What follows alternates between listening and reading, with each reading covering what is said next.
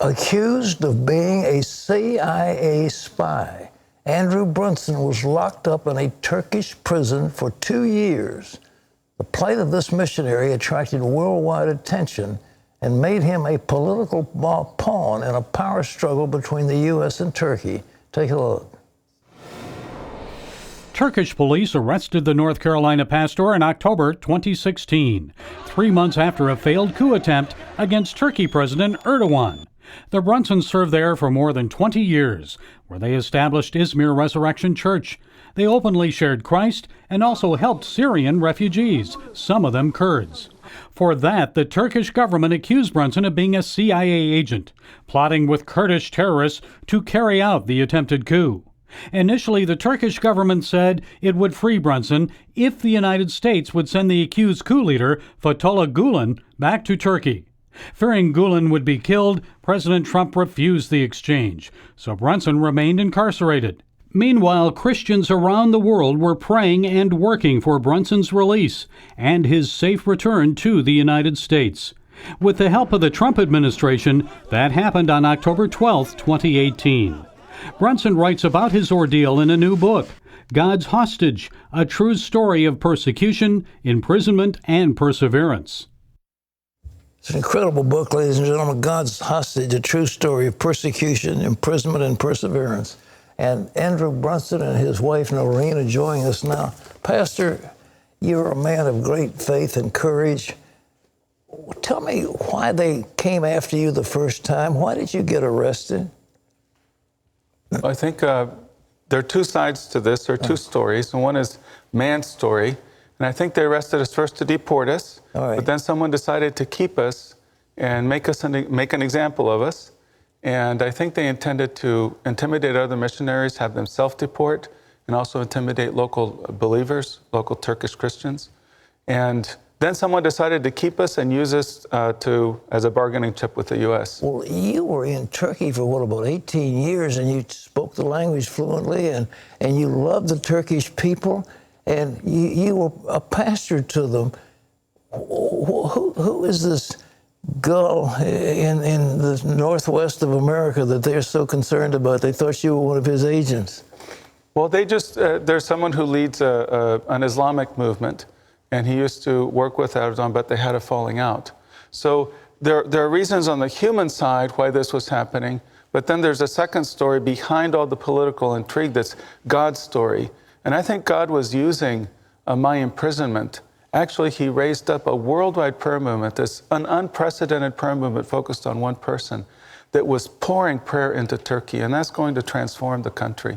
You think, could there be, Turkey is the country, when you look at the churches of Asia in the Revelation, it was all in Turkey.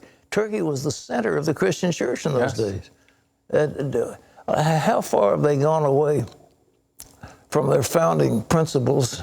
The Ataturk set up essentially a democratic form of government. Now they've become a theocracy? Well, Turkey is the largest unevangelized country in the world. Yeah. Most cities in Turkey do not have a single church. And over the last 20 years, especially under President Erdogan, it has become more and more Islamist. But the other side of the story is that more and more Turks are coming into churches now and saying, I don't want to be a Muslim anymore. Mm-hmm. So there's a reaction also. There is oppression, but there's a reaction coming to this. And God told us before that there was going to be a great harvest in Turkey. We believe there will be a great, powerful move of God. But he also showed us that it would come in difficult circumstances. Mm-hmm. So this oppression is creating the circumstances for many people to begin to ask questions that they never would have before. You want to go back? We would like to go back someday. I think we will someday. I believe we will someday. We can't go back right now. Yeah, you can't. Okay. No. Well, what did you think when your husband was seized and put in prison? What went through your mind? Well, we were both seized and locked up for a little while. You were locked up too? Yes, and then they let me go unexpectedly. Yeah. And kept him for another 2 years. So it was a surprise to be, arrested for deportation, but then kept. That was very unusual. That just doesn't happen.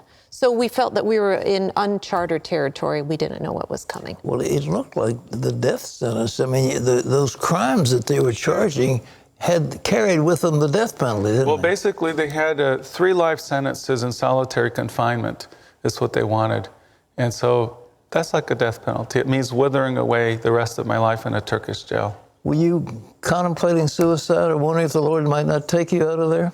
Well, I did break, and this is one of the things about the book, is so many biographies I read there of Christian heroes who are my heroes. They show very strong people who go through difficulties and they persevere. When I went into prison, I thought that I would feel strength and joy and even in difficulty, the presence of God. And I didn't, and I was really surprised at this. And I really broke a number of times. And yes, I was suicidal. But the story is that God started to rebuild me. And he brought me out of those very dark places. So it ended on a good note. Yeah. Obviously. Yes. But you were being tried, and I understand the judge wouldn't permit you to put certain witnesses on because he said they've already heard that. Oh, it was very much a kangaroo court. It was a show trial. And I knew that whatever judicial process was followed and whatever decision they made, in the end, it was a political decision. Was Erdogan himself involved? Is he aware of what was happening? You think, were you somehow a pawn in his plan? Yes, and from the third month on, he was involved, and he was the one who made decisions. So the title of the book is God's Hostage. In a sense, I was Erdogan's hostage. Yeah. He was keeping me, but only until God had completed what he wanted to through my imprisonment. I came to see that my imprisonment was an assignment from God. So Erdogan imprisoned me, and he kept me there, but God was very much involved in what Erdogan intended to harm me. God turned around and brought a tremendous amount of good out of it. Was there any torture in the prison? Was it deprivation of food or anything like that? Not for me. Not for you? There are people who have suffered there. Some cellmates I had told me of things. For me, it was psychological torture, I would say. Being in solitary confinement, in isolation, was very, very difficult for me. Well, were you aware that people all around the world were praying? I'm president of the American Center for Law and Justice, and they took you on as a special project, and they fought in the courts for you. They did, yes. We're so grateful for what they did. Well, people all over the world, over the country and the world were praying for you. Were you aware of that, both of you? Did you know that? We became increasingly aware. And whatever I would receive, I would pass on to him for his encouragement. In fact, that was something that he asked me every single time. Are people still praying?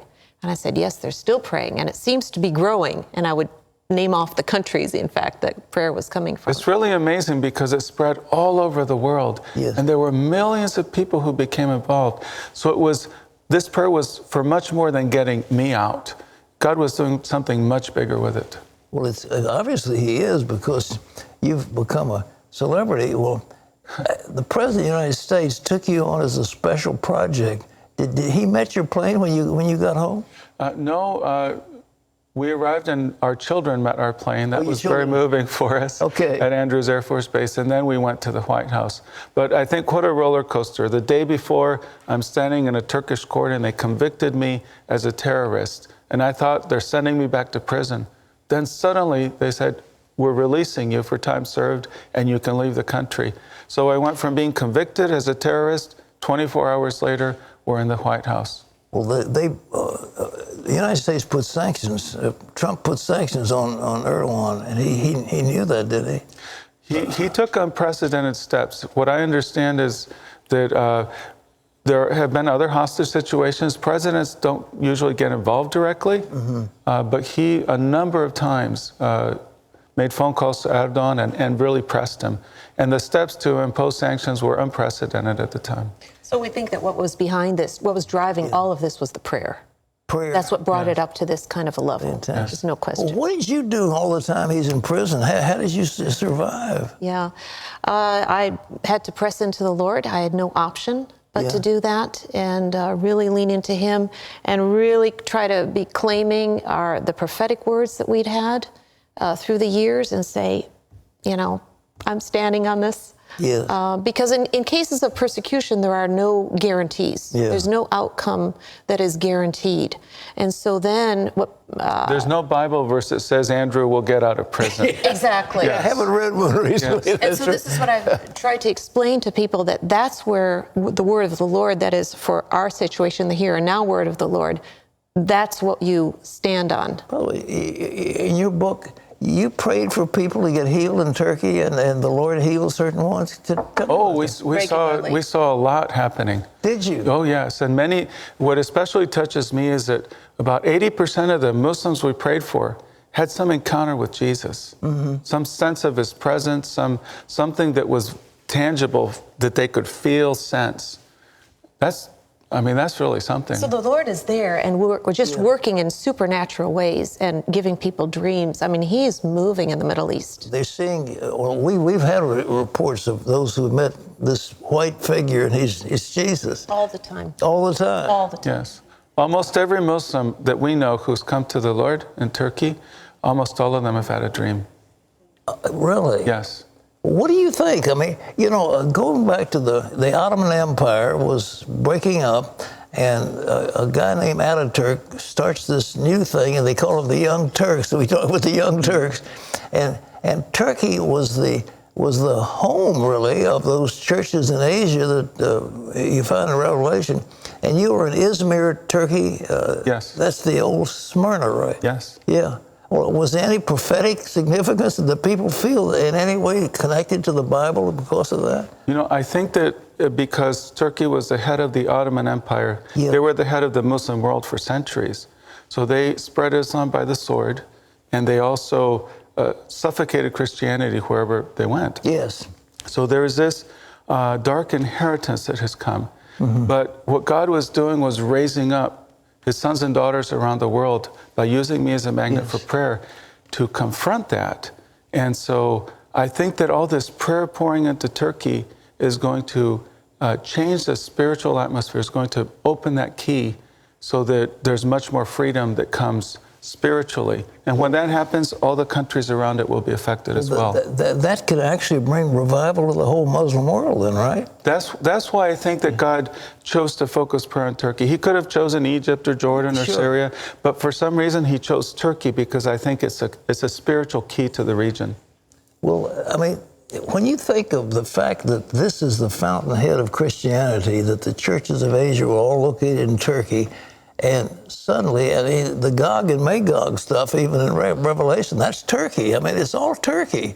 And if there's a revival coming out of that, I mean, God goes back to the origin, and then He works out from there.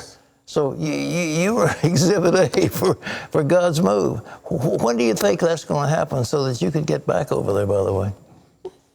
In 2009, the Lord spoke to me and said, prepare for harvest. Yeah. When I went into prison, I thought that assignment had been canceled, but I found that my imprisonment was actually part of that assignment. All this prayer is preparing for harvest. Now, I think that God raised up all this prayer because there's going to be a powerful move very soon. And what Erdogan is doing, there are difficult times in Turkey, but many Turks are asking questions that they never asked before. Well, I just pray with you that it'll happen, and God bless you. What are you doing? Are you traveling around speaking? Is that you have a church or anything now? Right now, I'm asking God for our next assignment. Okay. And we really have the Muslim world in our hearts. We want to see a new generation of church planters go into the Muslim world. Well, I pray that. And thank you most for being here.